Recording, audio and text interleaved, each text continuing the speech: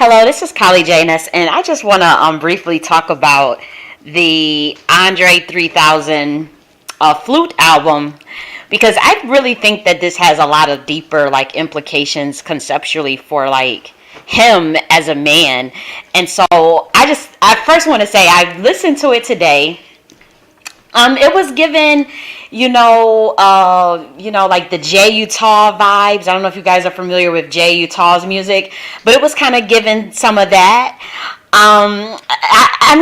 It was different, People were saying like, oh, it was like a jazz feel. So I was so excited because I love jazz. I love jazz so much, and so I'm expecting like to hear like some type of jazz tease, and it was not giving jazz. It was definitely giving like new age meets, like this shamanic flute mixed with a bit of the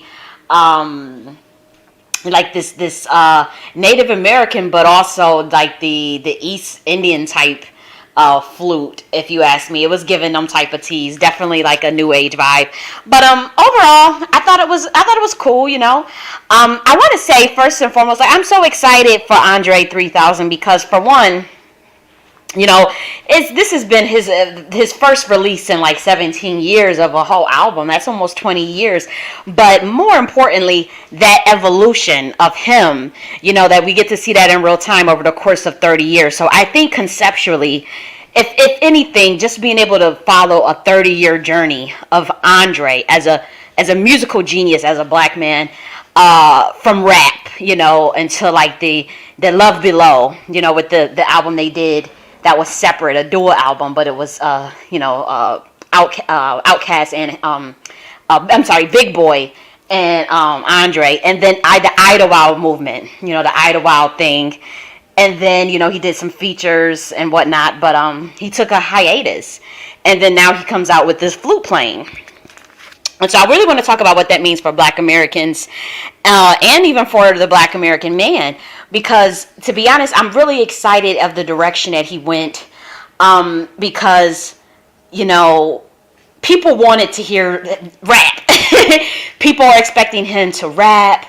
And I think what he wants to express, because he had been done with that music industry for a while. He has already stated that on the record that about that industry. He put out a lot of codes. I don't know if you guys remember that Class of Andre cartoon. And there was one particular video, one of the cartoon videos. You guys can look that up. Just look up Class of Andre.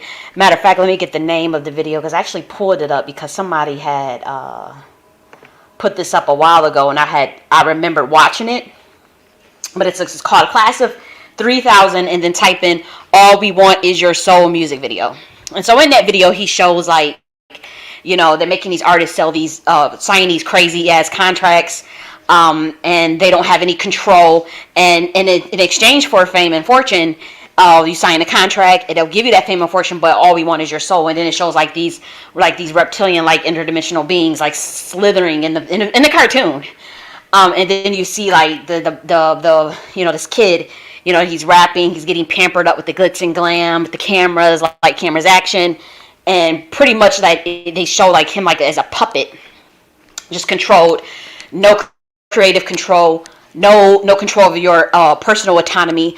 And so that was deep. And this is Andre 3000 produced this, by the way. And so obviously his disappearance for damn near 2 decades should not be alarming to anyone. If this man is releasing that type of stuff. Plus, he did some interviews about, why he walked away from hip hop and dealing with, how he felt, spiritually afflicted by Erykah Badu and all that stuff. So all of that, plays a context, if you ask me, because even though Class of Andre is old, it's not older than that hit album that they had, which was the Love Below, if you remember the Love Below. And I'm recording on like an analog, like a very analog method of recording this, so you have to forgive me. Plus, I'm also exercising simultaneously, so you might hear, it's just going to sound a little grainy. But anyways, you guys remember the Love Below. Now, that was given kind of that jazz tease, like especially Spread, and a couple of remember Prototype, and that was kind of giving more of what I was, because I had loved that album. So when people are like, oh, it's kind of giving like a jazz vibe, it's giving elevator music, so I just like, oh my gosh, like if it's gonna be like The Love Below, I'm going to love this. And so it definitely was not giving that, but nonetheless, I would say, particularly to the Black Americans. First, I want to say there was a lot of Black Americans that are being nice. They don't really like the album, but they're saying it's nice, it's cool. Because that's just how we are. And he's a genius, and we support Andre in whatever endeavor he wants to go in. Me personally, I support him in whatever direction he wants to go in. I trust his artistry as a musician, and for him to stay true to himself. And that's what's really important, is for him as a man going in his 50s, that he always stay true to himself. Fuck what the public want to say. You got some of these people, I want to hear some rap. I want to hear, you got to go and rap. And granted, a lot of our people were saying that. Like, a lot of the community was expecting that. And to me, it's not so much that I want to hear raps, because I really don't care about that per se. I really wanted to hear more of like that jazzy, The Love Below type shit, that type of production. But, it's not about us. It's just not about us when it comes to the expression of music. We can partake in that frequency of in someone else's resonance. If it resonates with us. If we really like what that person is doing, but he's focusing on himself. He's focusing on his growth, his evolution, his journey. And if we want to come along for the ride, he's expressing that to the world. But if not, it's like, fuck it. And I respect that. I'm like, you gotta be yourself. The whole world is oh, you gotta do this. And he's saying, no, I want to do flute. I'm practicing this flute. I'm mastering this flute. And that's what I want to do. Now, if he wasn't a real one, he could have just, last we sold 13 million. I'm going to put something out with my production skills, rapping, get a Kendrick Lamar on there, get the young dudes on there, because now they got the younger guys with the drill type thing, get a couple of them as a feature and produce, get maybe Kanye on a couple records or whatever, and I can release something, and, we at least do 5 million, 10 million, we'll get a whole bag. He didn't approach it like that, because he's so beyond the whole industry. He's so beyond that way of thinking. He's thinking conceptually. He's thinking expression of soul. He's thinking of creation of music for creation of music's sake, for frequency's sake. And that is why that album was tuned to 432 hertz. He's worried about, maintaining frequency. And the music has been released on the 440 hertz since, I want to say, like the last 60 years. Before that, it was 432 hertz.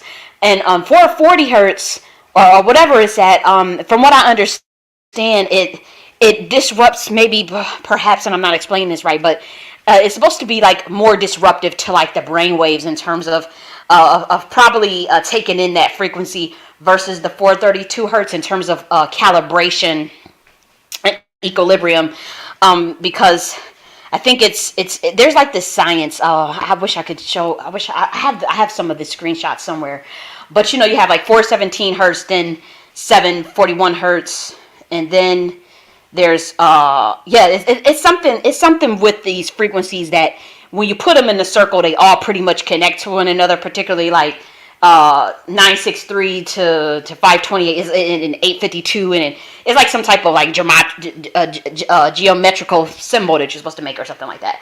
And I believe 432 hertz is in one of them. I may be wrong. Don't quote me on that.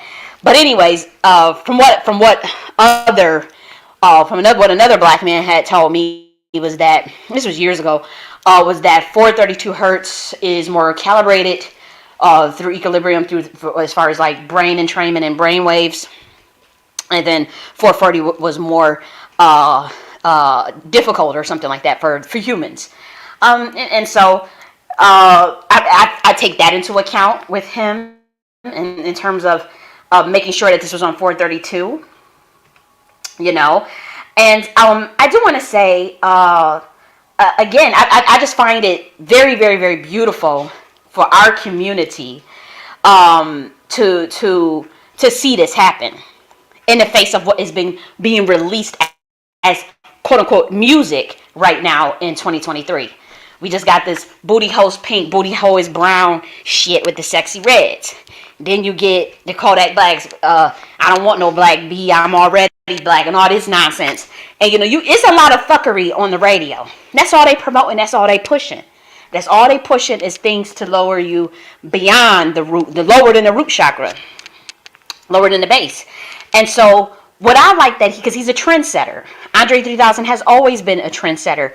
Everybody, even with Bombs Over Baghdad before the Love Below moment. People always always were inspired by Outkast, always was inspired by Andre 3000. And so, whether we want to admit it or not, this flute playing that he's done with this album release, so many other black boys are going to get into the flute. So many other black boys are going to sample his music potentially one day. They're going to copy. He's also creating this new genre of black American music when you think about it. I mean, obviously this genre has already been there, but he's doing this fusion. It's like, okay, black Americans are expanding beyond what the box they try to put us in. Granted, we've created so many genres of music, so that's not the point. The point is, they have been trying to put us in a box in terms of the equilibrium of what we even listen to. So that it's this oversaturation of rap, but it's not even like conscious rap. It's this oversaturation. Or people can argue about like, okay, well, conscious, but what is conscious or whatever. Fair enough. But, I would say rap with soul. That's a better word. Rap with awareness, perhaps, is a better word because people would say, well, I'm living, like 50 Cent was like, well, I'm living, so I'm conscious or whatever. And people thought that was so deep. I personally think that's bullshit. There is such a thing of music without soul and music without awareness and music without a message. And that is what that industry promotes, clear as day. And so I think that what Andre did is beautiful because, the black Americans, a lot of people are going to copy him. You're going to see a lot of the young black boys getting into flute playing. And they're going to be producing their own music, coming up with all different types of things. They're going to be fusing this shamanic type feel with hip hop. And then with jazz. Trust me, it's coming.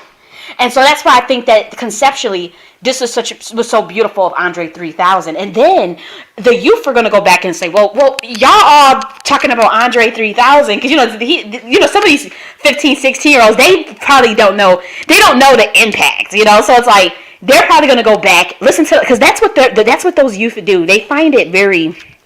And this is what black Americans do in general. I don't know if you guys notice this about black Americans, but like they find it cool, like edgy, to go back and study a moment in time, act like they rediscover it, or rediscover it anew rather, than come out and set a trend.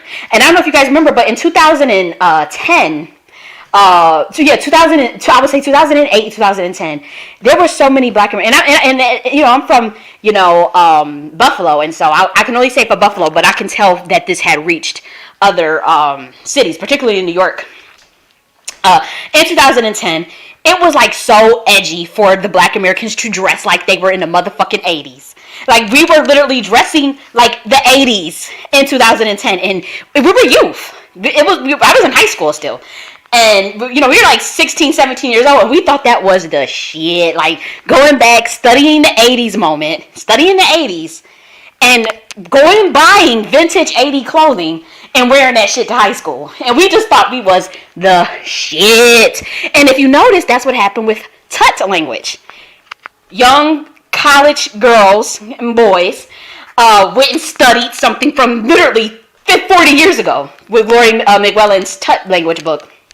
So they're studying that, and they're like, oh my gosh, this Tut language, oh my gosh. And they go on TikTok, and they Hashi squilla lo, Hasha puppy, a Hasha bubby, a jug squilla duddy. They all, just showing a Tut language, and it just became so edgy and cool. And so what's going to happen, knowing, and I can say this with so many things. They did it with the 2000s look. Even the hairstyles where black American women, they'll go back and study something from the 90s, bring that shit back. Like, and then everybody think it's so cool again. And it's like, okay, it's old, but this is just what we do. This is just something that we do. And so what's going to happen Now that this Andre 3000 phenomenon, he's in his moment, he's having his moment, the youth are going to say, what is the speaker box, the Love Below? What is the Love Below? What is this Idlewild shit? And they're going to go back and they're going to listen to the Love Below album. And they're going to be so inspired. And many of these young, black producers that are in their room playing with their MPC, in their room just producing music or whatever, as 15, 16-year-olds, and they're going to be playing around with, going to get the flutes, and they're going to be combining that with the inspiration from the Love Below and Idlewild with, this flute sound, and they're going to be inspired by him. There are so many people that are going to be inspired by this. There are so many Black Americans in general that are going to be like, okay, it's okay for me to go into this softer genre. Like, I don't have to go into rap because, I'd rather follow my heart, and and I can go into the new age. I'm spiritual. I can go into the new age and produce more of the J. Utah sound, and so I just think that this is amazing. I really do. He's going to set a wave. People are going to copy. Of course, you're going to have other groups of people copy. You're going to have, the outsiders copy. But the impact that this will have on Black American culture, to me, I think is going to be it's going to be bigger than what we think, because it is so many people. I want to hear a rap album. I want to hear jazz. I want to hear what he said back in Bombs Over Baghdad. I want to hear that type of vibe. I want to hear when he first came out, when he was wearing the jerseys looking like a damn thug. They want them, so it's a lot. And so people are discussing, like, what is all of this about, And so, I also want to address, there were Black Americans saying, oh, that's some elevator music. Just totally ignorant. And I don't know what kind of personality profile of the person that would say something like that. But I have like an idea in my head, but like, you don't want to stereotype, right? But I'm like, there are people like, oh, that's some bullshit. It's elevator music. And I want to say, like, if we're kind of fragmented a bit as a community. But I think of the days of old, as a mystic and as someone that has a lot of shamanic meditations and shamanic dreams myself of past lives. When in our governance as melanated people, when, we would see a lot of times, you'll see like a Black man or a Black boy tap more into their feminine side and express that. And particularly when we think about, the rapping, this rapping, which is, I wouldn't say it is inherently aggressive, but it has been promoted to be aggressive. It has been, when we look at the DMX or shut down, open up, that roughness, the Rough Riders, and what I really want from, it's just this roughness. It's just this aggression, and I'm not saying that's bad. I'm just saying that is what it's been promoted to look like as far as rap, which is a little bit different than hip hop. And I'm not talking about the history of hip hop. We're not getting into that. It's not the point. But what I'm saying, just conceptually, when you see Andre going from the expression of himself from this rap to the expression of himself through wind and frequency, he's really teaching us something new. He's teaching us that softer, feminine side.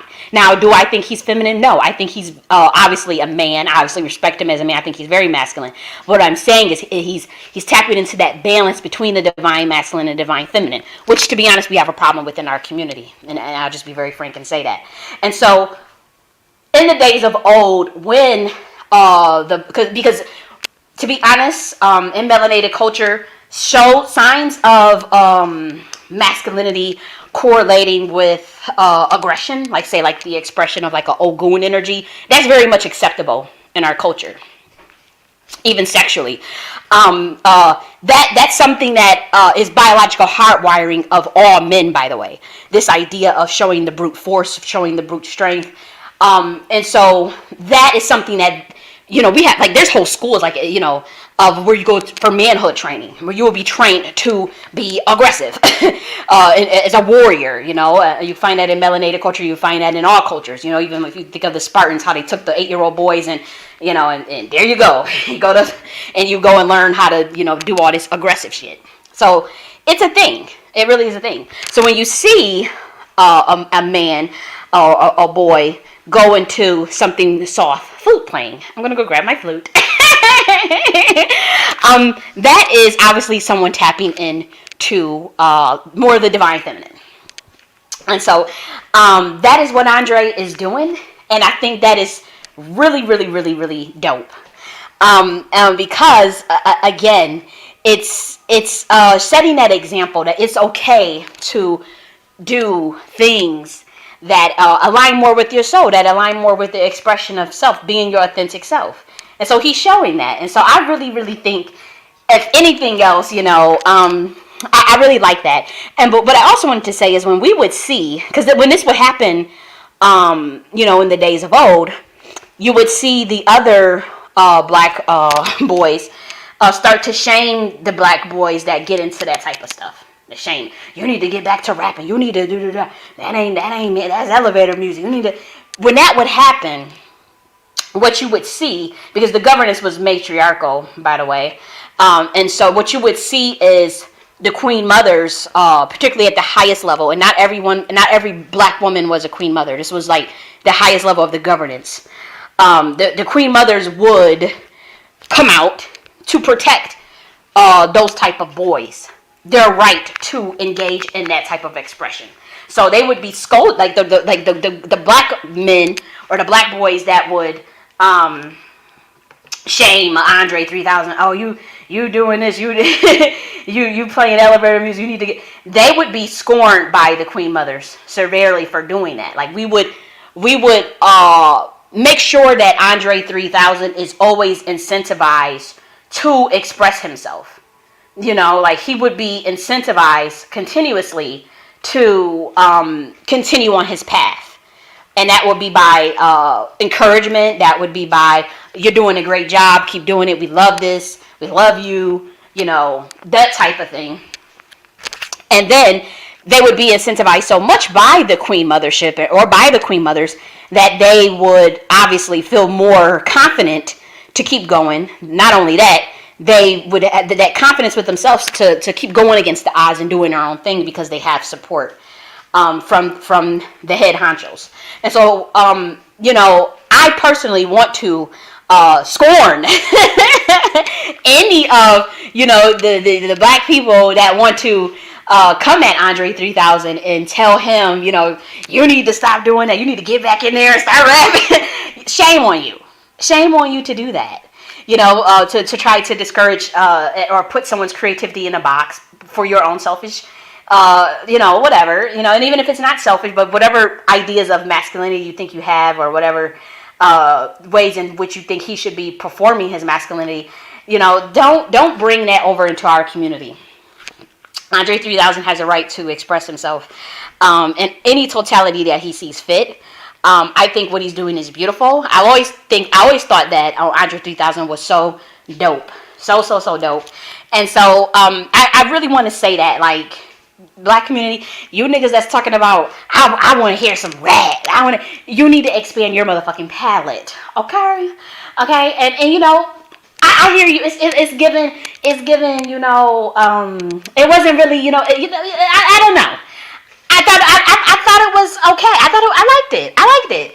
But just open your motherfucking mind. Don't be going on talking about Andre 3000 and trying to play him like he just lost it. That he's been through the ringer in that industry and still kept his integrity and walked away and and whatnot. And I also want to talk about like the name, one of the names of this song, because I know he done went, and experienced some things. I could tell when somebody has experienced some things. Let me make sure that this is not playing on me, as far as like I don't want no copyright. But one of the titles of these songs are hilarious, by the way.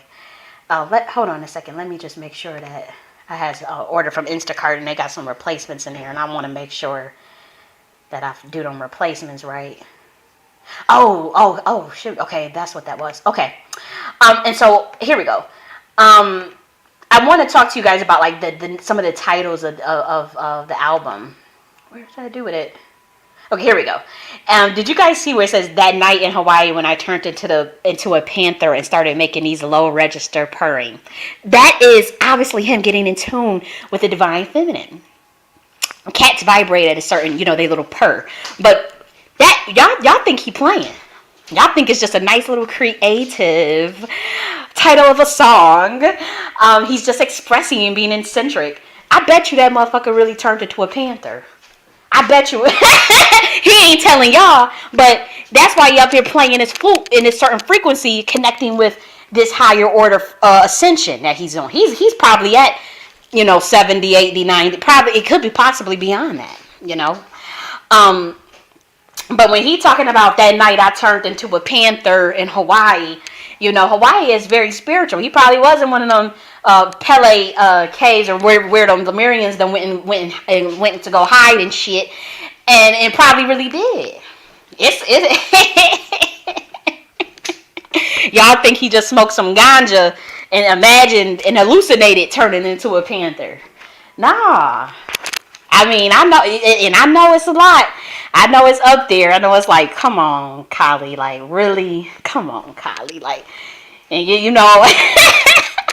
the life of a mystic, man. Some of the things you see, man.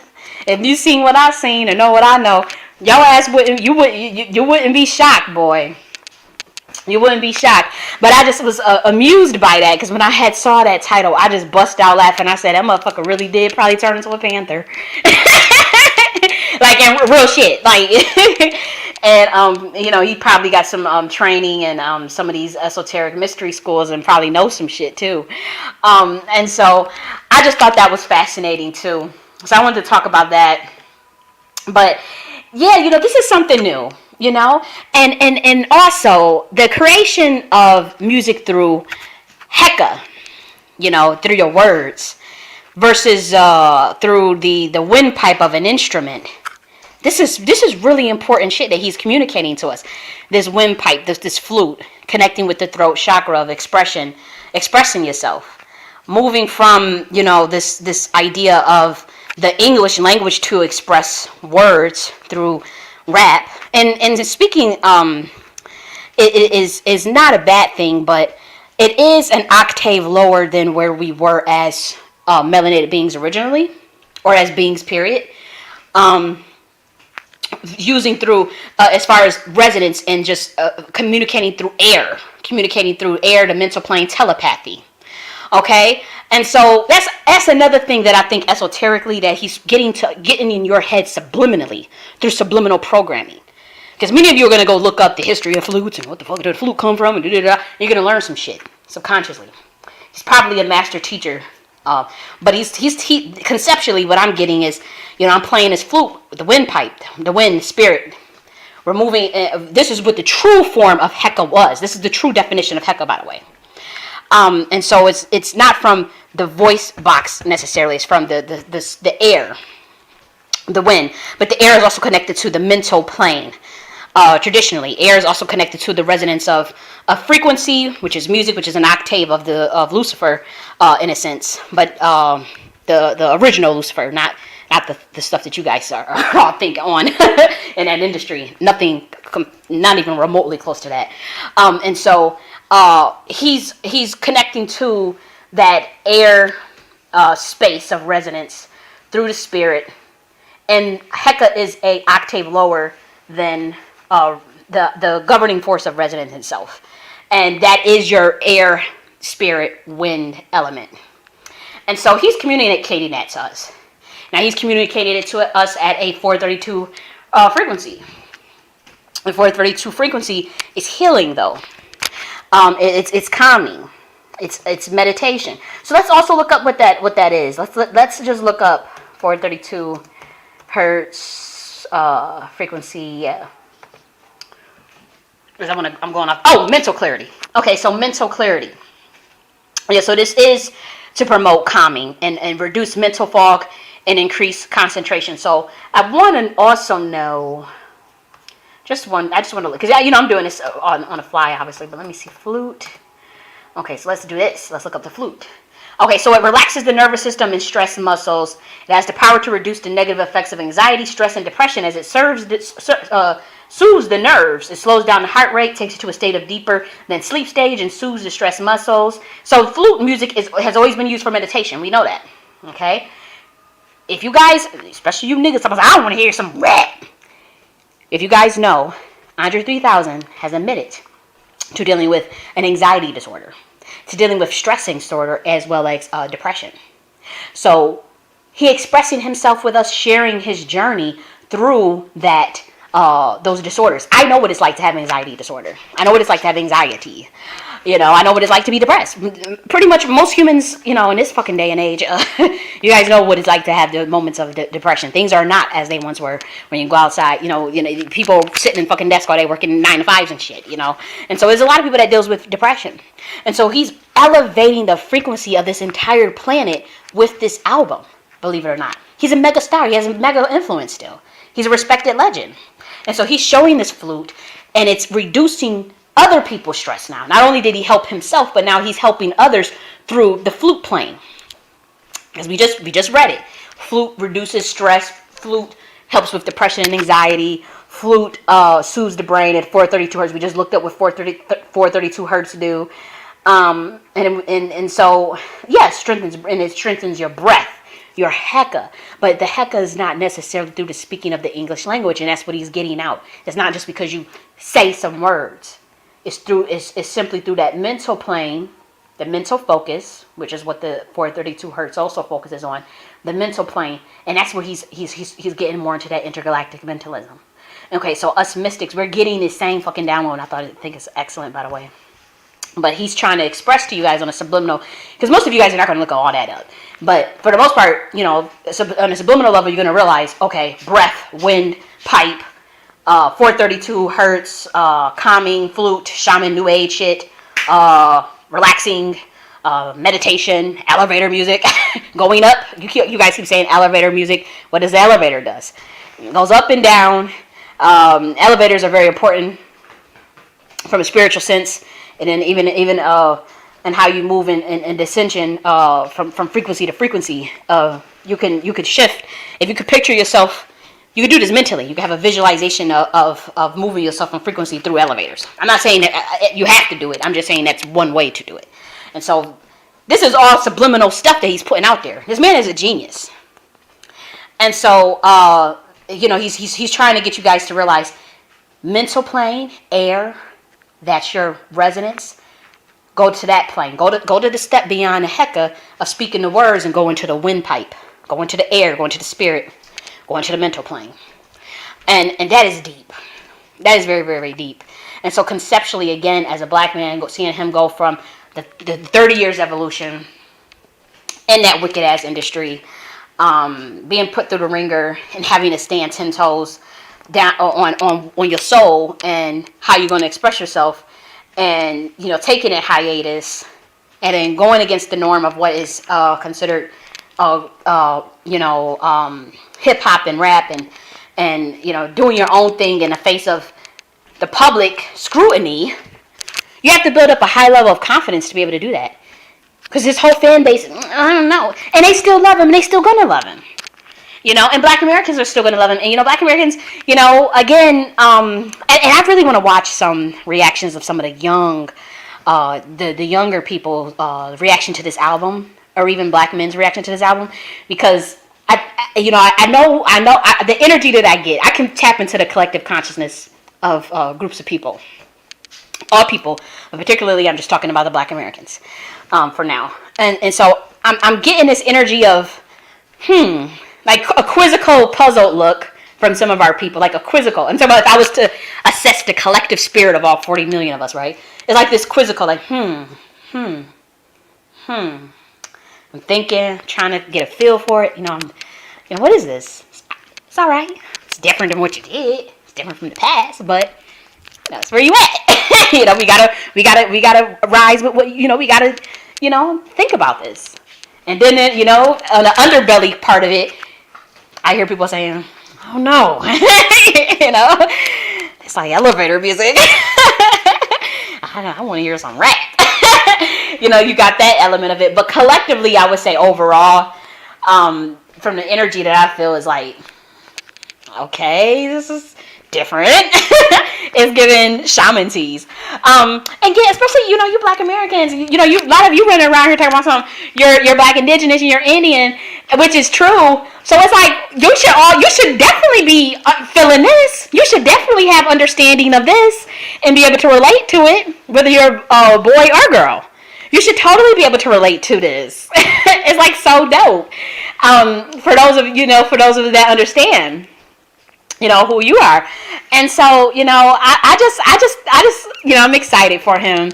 I'm excited for what he's doing, for music, period, and I think I got everything I wanted to say off. I think I did. Yeah, so I give him my support. Again, study his journey. He talked about his anxiety. He talked about, in the class of 3000, that soul selling contract stuff that they do. If you look that up, you can see that cartoon. He talked about the interdimensional beings and all him. He get out there, So please don't try to play him. Please don't try to play on his top. Respect his genius. Put some respect on Andre 3000's name. Okay, all three of y'all. Okay, so I'm gonna go. I'm gonna talk to y'all later. Bye. Okay, so I'm actually gonna do a follow up. In addition to what we just talked about, because I actually went and played The Love Below as I was doing some other stuff. So I just went back and went to go, listen to that album.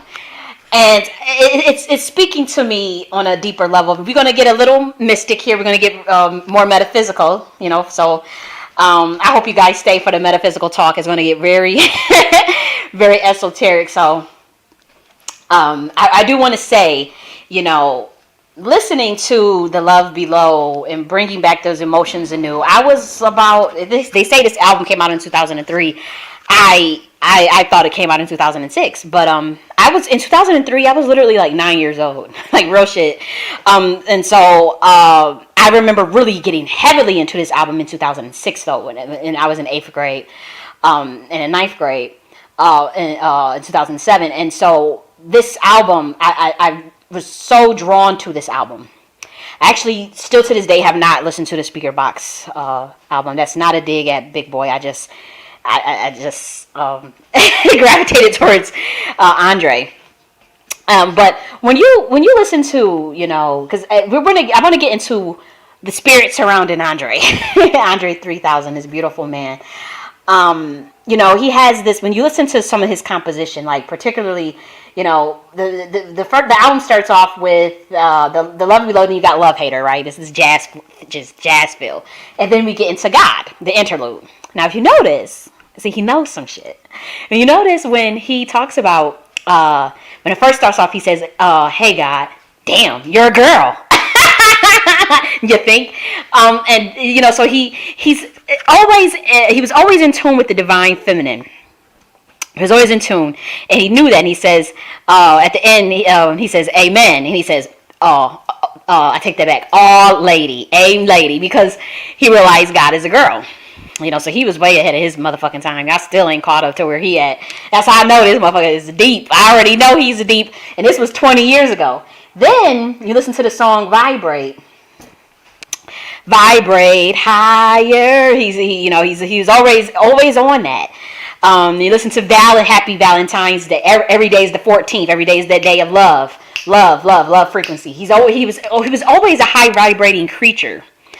And so that's very important to get out there. When you listen to Vibrate, he talks about you guys continue to fuck Mother Earth and God is watching, and you guys vibrate higher. And this stuff was going over the industry exec's head. I mean, they thought it was cool, Black people gonna listen. Again, he was putting these codes in your head 20 years ago about the divine feminine. And that's why I love Andre 3000, because I'm assessing his energy, and particularly. Oh man, what was the song? Was it Prototype? I listened to this whole not the whole album, but I tried to. Was it Spread for Me? Can't. Was it prototype? I think it was vibrate. It was a particular note that it was the way he said something. Every day. Let me see. I just want to make sure that I get I think it was spread. It was the way he said something that it was like another. It was his. It was like ancestral kind of. It was. It was the energy of the primordial mother. Of one of the great mothers at the time, because this is a title in our order, and we're talking about the angelic realm. Now, this was a title, and that energy just it sprang out of him so heavy as I was listening to that song, and I was like, that is the octave. That is the octave of music. When we talk about like the angel Lucifer, being the head honcho of the music directing and all this stuff. But what he doesn't tell you, and I don't know why he concealed this. This is coming out for the first time, and I know I know the those that be into this esoteric shit be listening. But that energy comes from his grandmother. At the time, there's a title, there's a chief architect title, and then there's a great mother title. And beyond those levels, that's the primordial mother, the creator, God. But there are two levels, and these are titles that, depending on the energy, the being, it'll switch. That energy can move on from that title. That energy, the different circumstances in the universe could change, and so that energy will switch to another octave. But at this time, this was this was like a grandmother figure. It wasn't the primordial creator God. It was a title of the that. I mean, you would look at it from your guy's perspective, it would certainly be a god, but this was a great mother. That is the energy that her original title was also Lucifer. This is the entity that Lucifer is named after. Okay, this is who he is named after, his grandmother. And I know we getting deep, and I know it's like, oh my God, she's losing me. But just hear me out. That is who taught the child Lucifer, the child, the rebellious renegade, everything he knows about music. This is an ancient black old woman figure. It's a grandmother figure, and it's ancient, it's black, and it's very grandmother. Think of Twinkie from the Clark sisters. It's the best example I can give you. And anybody that that really studies Twinkie as a musical genius that she is in terms of her composition abilities, her ability to put music together, harmony together, symphony together. If you really study Twinkie Clark, imagine that teaching a little black boy everything they know about music, and then they go and they become a Robert Glasper or let's see, who else is a musical? I'm trying to think of a musical genius. And say they become a Stevie Wonder or something, or even and just imagine that type of energy. Just picture that type of scenario in your head. Okay, and so that energy still, believe it or not, it permeates, because it was always bigger than Lucifer, the child rebellious renegade energy. And so this is why when I was saying that there's two different octaves of that energy, that's what I meant, and that's what I'm actually writing about, because I get a lot of dreams. I'm just saying I have some dreams. I'm a mystic, and I be getting dreams, and I be transporting to these realms. I be seeing past lives and shit, and they be your dreams. That's all I'm gonna say. That's all I'm gonna say for now. But for those who know, read between the lines. That energy from the grandmother, primordial is I don't want to, because when we talk about like this primordial chaos intelligence and the governance of the Queen Mothership, of how that looks at the top. I'm going to draw out a map for you. Matter of fact, I'll cover it here, because if you guys, I'm doing a follow-up video for the chaos intelligence video in regards to governance of how the Queen Mothership looked, in regards to how melanated species, they were melanated, but we were not really caring about skin color. It's about frequency at this point. So just because this species was melanated doesn't mean that it's a bit different, because it was more so not based on exterior skin color, and more so like frequencies was more important than like on planet Earth. You guys actually get to see the skin color, and you guys like, oh my gosh, you guys come up with this race thing. And so it gets confusing when I say melanated or, and you know, you guys really be, and it's fine that you guys can, you know, insert black people into this. That's totally fine. But I just want you guys to kind of break out of that phenotypical consciousness as I'm explaining these spiritual topics. And so I'll get into a bit of because I want to talk about, I'm going to get back to Andre 3000 because this energy is important for him. And so when we talk about like these queen mother archetypes at the highest level of the governance and the criteria for the position, you would have, first you have your primordial mother, this primordial godhead figure. This is this creator God. You gave her different names. The one that creates all the species, the one that creates all the religions, the one that creates all the other gods, the one that, you got this energy. This energy is inherently feminine. It's chaos intelligence. It's very sentient. It is a big energy. The best way to describe it is massive uber genius intelligence with love and understanding, compassion, but also kind of like extremely organized as well as chaotic. Just a brilliant woman. You know, that's how I would see it. Then after that, in this governance, is where you start to get more of the organization of the universe itself, or of the dimension itself, particularly one of the highest dimensions, that the dimension of chaos intelligence. I'm giving you the setup of the dimension of the chaos intelligence realm. After that, you have the Great Mother. This is a title that can change at will, depending on the circumstances of the universe. You can't see it as a deity. You can't. And after that, you have the Chief Architect. This is another title. This is a female that is most likely deep into military science, more militaristic, more into intelligence, very intelligent. Whereas the Great Mother is more into octave resonance, nurturing, more of the music stuff. And so you can't occupy Great Mother and Chief Architect at the same time in the Chaos Intelligence realm as a Pacific being. You have to get promoted by the Primordial Mother to even get in this dimension, and also to be given those titles. If no one fits the title of the Great Mother, it can stay vacant, or if the Chief Architect can handle the energy of the Great Mother, she would get promoted, and she could be both. And so after that, you have your Queen Mothers. These are deity female gods, basically.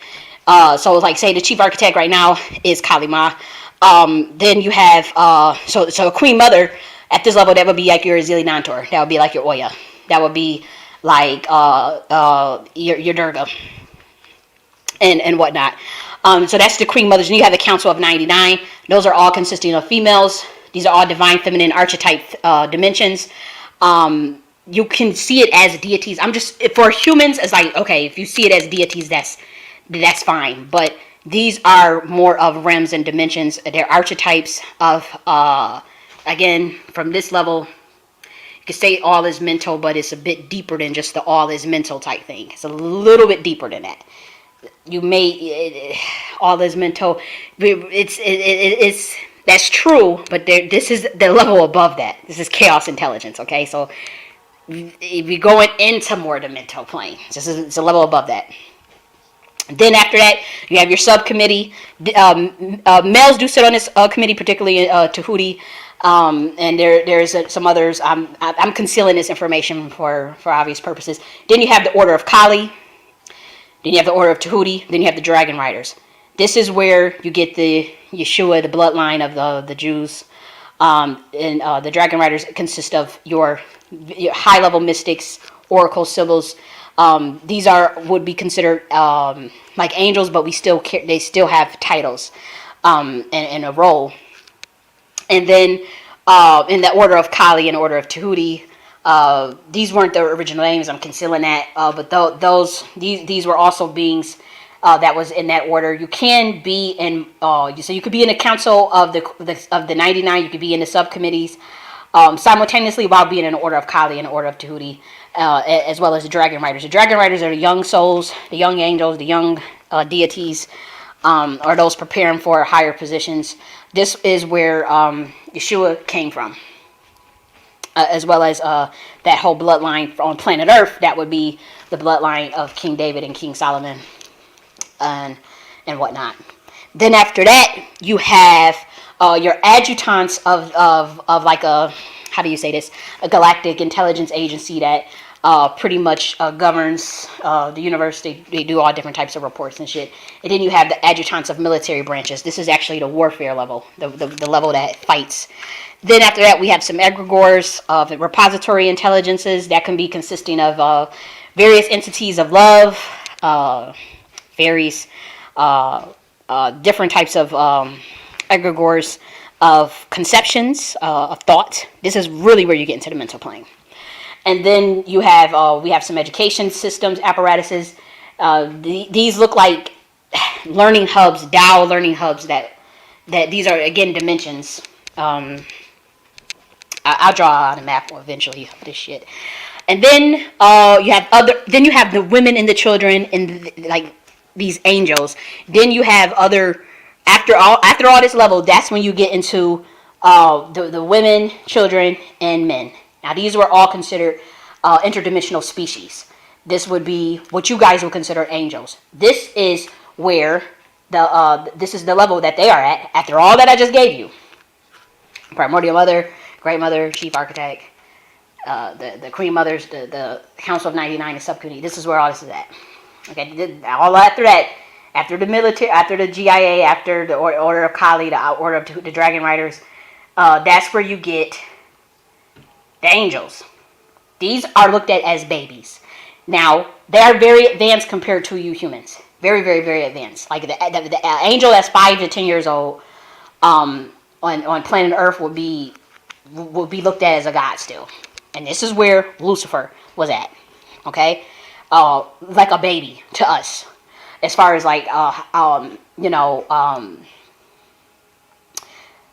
this is also where you see like the different archetypes of the divine feminine. Because again, at the highest levels, this is more of a mother matronly figure, but at this level, this is where you get the various archetypes of the divine feminine, the vixen, the sacred prostitutes. They're sacred prostitutes at this level. You have teachers, women that are just the real dainty girls. You just have different types of archetypes of the divine feminine at this level. And this is where we monitor the frequencies of who gets promoted. And that is why Lucifer got upset, because he did not get the promotion that he felt he should have gotten by the Great Mother at the time, because he had been sitting up under her learning so much.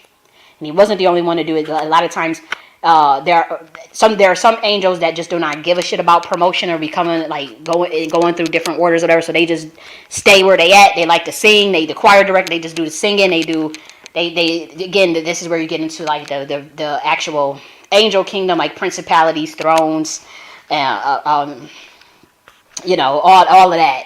The choir of angels. Some of them don't care to move up or to be studying after us, but he was one of the ones that actually did actively take a study under the Great Mother at that time. And so imagine again that Twinkie figure, and you got Stevie Wonder as a baby learning up under that. Or, just imagine that type of energy. But from our dimension. I'm putting this in human form. And that is, he's not the only one to do that. The Tahuti did it, and a couple of others did it. And usually, if you do that, you do get promoted. And usually, you're putting in the work. You're actually shadowing under that energy. You're getting taught and mentored. You're following them around. So it's very, very possible, to get promoted quicker, to ascend quicker. But again, the promotions are based on frequencies. They're not based on anything else. Frequencies. It don't matter if you're male. It don't matter if you're female. It don't matter if you're anything. As far as if you feel like you're supposed to be getting promoted to a certain order or to a higher level, it's going to be just simply based on frequency. And so he did not get that promotion at that time.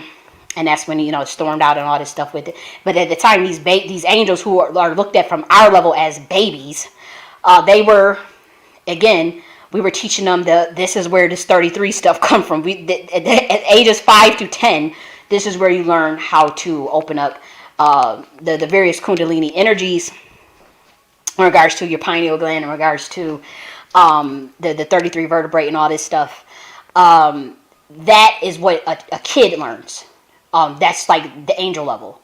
So when he comes down here to when he get kicked out and comes to this dimension, and he's teaching you guys, this 33 vertebrae stuff, like, and you guys are like, the humans are like, oh my gosh, this is so advanced. Like, oh my gosh, like we're learning because, but that doesn't correlate to maintaining a certain set of frequency, and it doesn't correlate to enlightenment.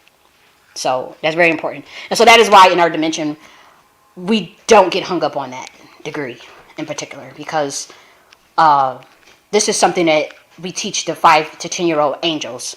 And we don't do it through any type of ritual abuse or anything. This is just simply meditation, kundalini stuff. And since the homunculus that they created did not understand different levels of high frequency, they reversed engineer these practices so where you can open up your pineal gland through ridiculous means, by the way. And that is why we don't correlate that with enlightenment or with 1,000 hertz, or we don't see it as anything. We see it as a step, and we see it as necessary, but that's like spiritual Novocaine to our dimension. And so I'll get that out the way, and I'll move on. But back to Andre 3000. Andre 3000, where he comes in with all of this, is because that energy of the ancient great mother that taught Lucifer everything he knows about music, and how he went on to come down here or whatever, but that energy is the first energy, the original, who he's named after, his grandmother. That energy is on Andre 3000. It protects him. He gets inspiration from that. He produces from that, and it's been keeping him. It's the energy of love. It's the energy that wants that enlightenment, that wants that freedom, that wants that liberation, that wants the expression of high level music. Again, think of this Twinkie Clark energy as far as like level of genius understanding music, but obviously this will be like that on steroids. So like this level of music composition, or when you think of like the way Sun Ra produces stuff that's just so outer worldly, think of that but on steroids. And so this is the energy that's on Andre 3000. If you look at this picture here of this symbol that he's throwing up, we do it the other way, the reverse way, but that symbol, you call it the Surya mantra or whatever. In our dimension, that's not what that is. That's not what that means.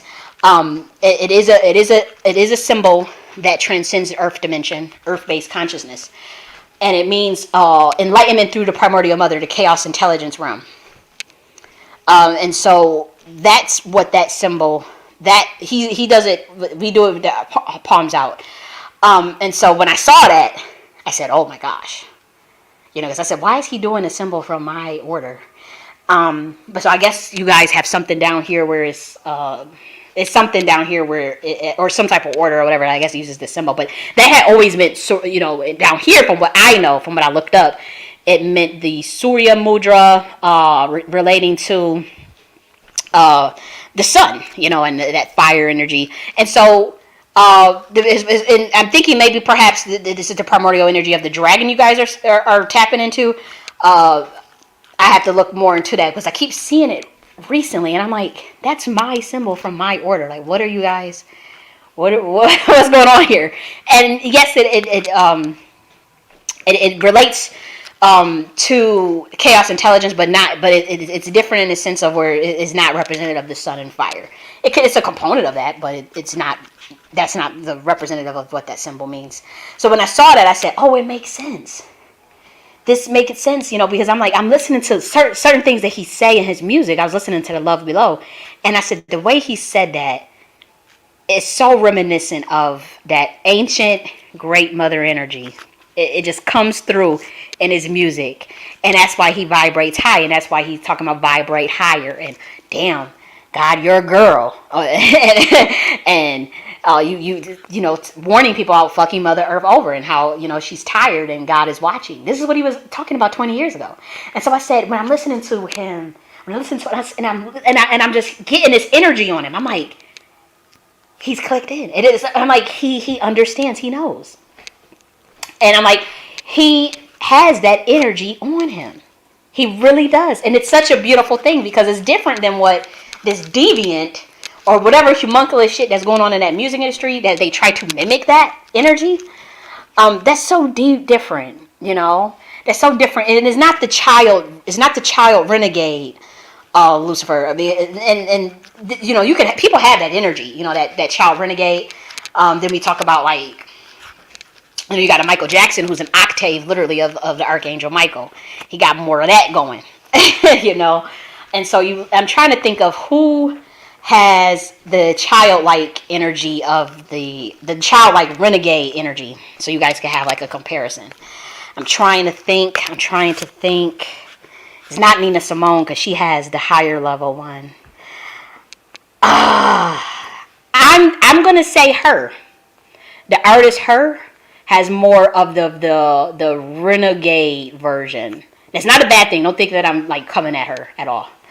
I'm not. I'm just saying more of there are two different octaves of this energy that we're talking about when it regards to music and frequency. And so you have it where it's at that old, ancient, great mother archetype. Like you listen to a Sun Ra or you listen to an Andre 3000, and then you get the younger version. I would say even Kendrick Lamar. Kendrick Lamar gets into that younger version of it, the younger version of that energy. Okay.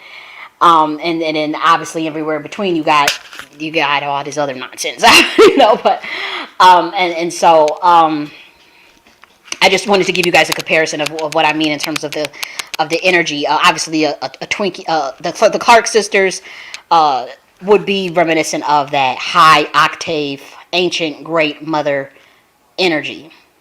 That level, the choir, that level, just very very.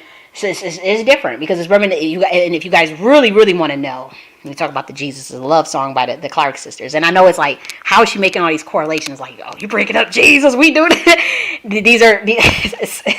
I got to do some more breakdowns on this stuff. But that's the energy of the Great Mother. That right there. That song with them Clark sisters singing the live version. Go and look up that live version of them singing that song. That's what I'm talking about. That is the energy that is on Andre 3000, guiding him, protecting him, and it's a very powerful. He ain't nothing gonna happen to him. He good anywhere he go. He ain't gotta worry.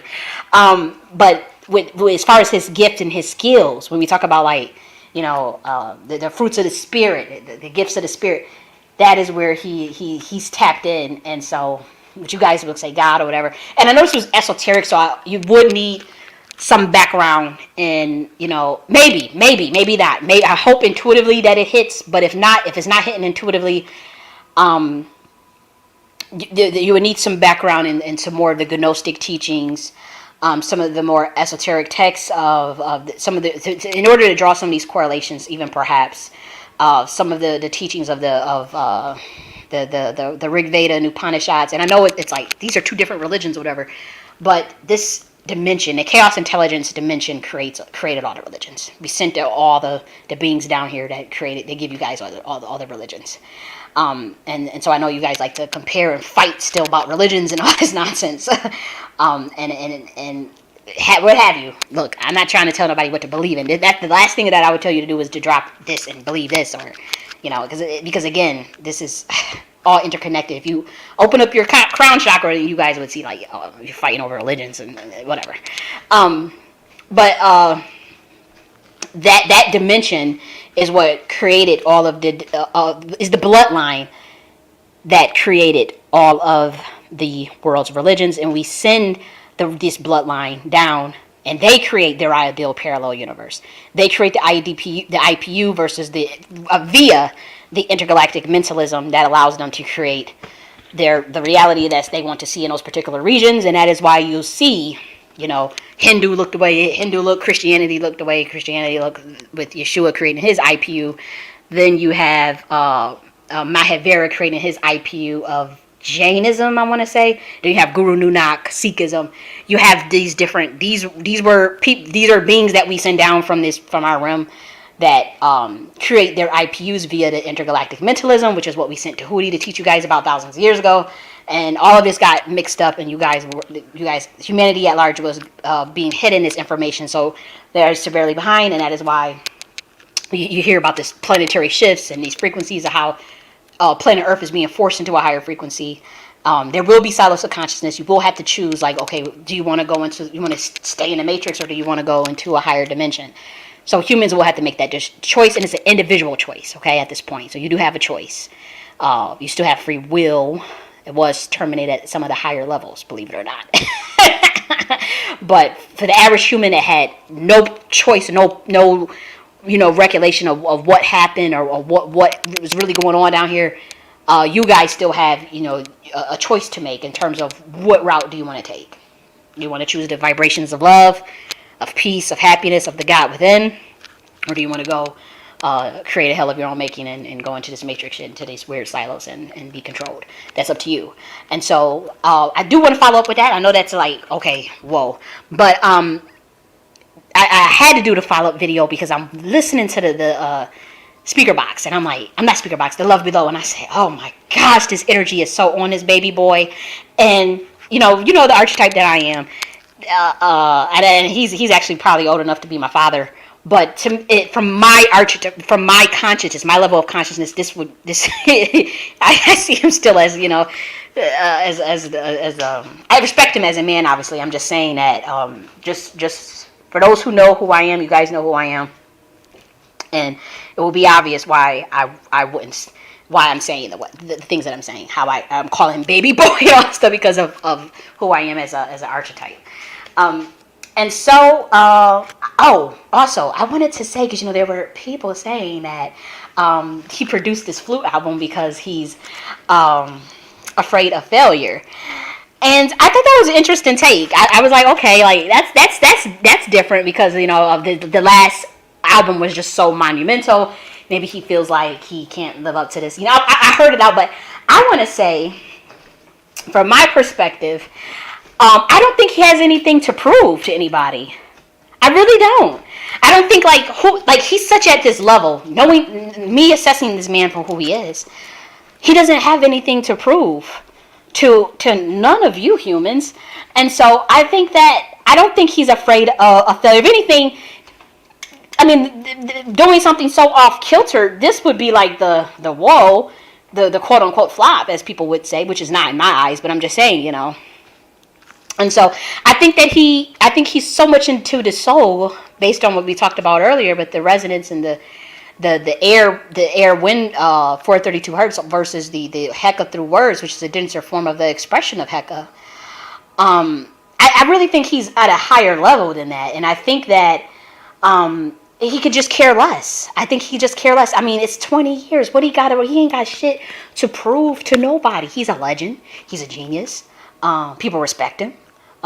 Women still want him. He can do whatever he wants. You know what I mean? Like, he just that nigga. He just don't got nothing. To me, I just don't see, like, in a man of his consciousness. It's like that rap where Jay-Z said, "What would you do?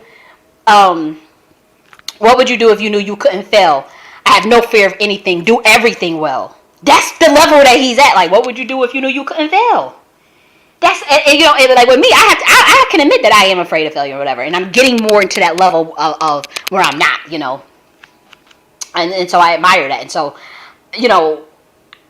with me, knowing that still exists with me, I can't project that onto him, because I'm like, I don't think he's at that level where he is like, he's at that level where, what would you do if you knew you couldn't fail? I have no fear of anything, do everything well. I do everything well, like, what the fuck? And I think that's what he's trying to tell you. I have no fear of anything. I do everything well. I play the fucking flute. I play the fucking piano. I write. I sing. I rap. I produce movies. I act. This is where he's at. And he's a mystic.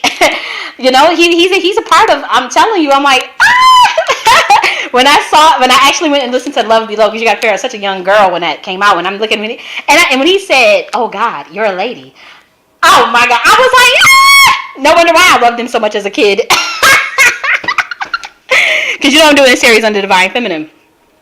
But no, I don't think he's afraid of failure at all. I just think he's doing something through his master building, in terms of shifting the frequency of this earth through a very clever way. So he's programming subliminally. And he's doing his part. That's what I want to say. He's doing his part and honoring. He's still got that divine feminine energy in him, and he's gonna go far, and he's gonna be rewarded for not abandoning that. Okay, and so he has that on him, and I just really want to do a follow up with that. And so I'll talk to you guys later. Bye.